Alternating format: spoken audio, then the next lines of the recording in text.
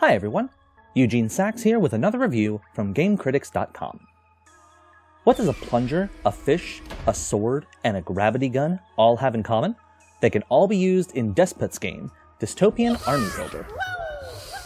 When the game begins, players wake up and are greeted by the Despot, an AI program that controls a deadly labyrinth where a handful of humans are trapped. The Despot explains that if they can make it to the end of the labyrinth, then they will be awarded with a fabulous prize. Is this true?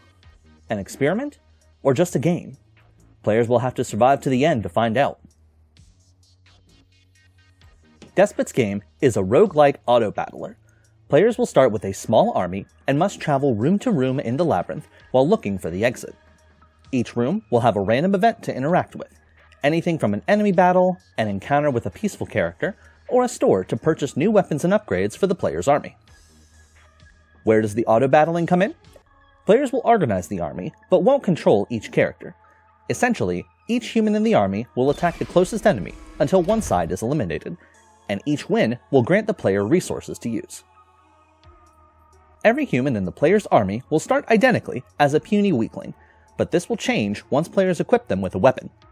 Weapons not only change how the character can move and attack, but this equipment system is at the heart of winning Despot's game.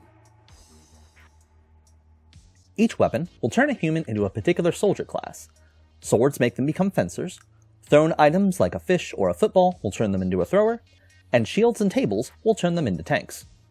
If a player can get different weapons of the same type, a fish, a football, and a pretzel are different thrower items, they can unlock a special ability for all soldiers of that type.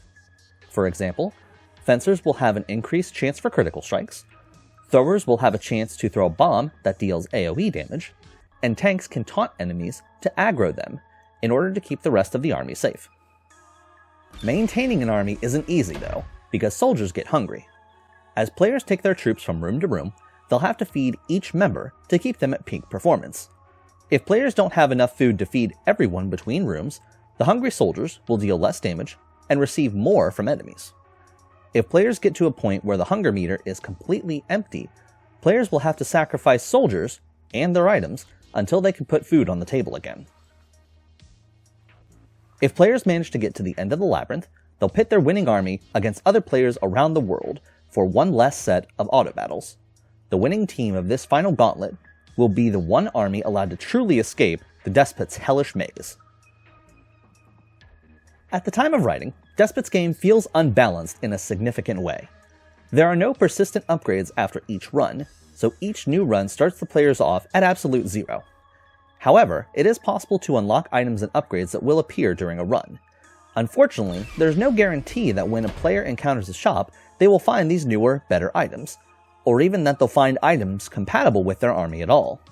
Players can spend resources to refresh the stocks of a store, but it's a gamble at best. The other issue is how Despot's game obscures when the player has actually lost a run. For example, players may win a battle but lose a key character. It may seem like the army can press on, but there were many runs where I realized 7 or 8 rooms later that I had no real chance after one bad fight. However, it's not always obvious that this is the case, so I've wasted just as much time on runs that were basically impossible to win as I have on runs that had a real chance of success. Even with the issues present, I adore Despot's game. The humor, the atmosphere, the casual nature of play make it easy to get into and play around with all the crazy army combinations that can be put together. Despot's game is currently in early access and is getting better with each update. I'll keep grinding until release and see everything this one has to offer. For me, Despot's game, Dystopian Army Builder, gets an 8 out of 10.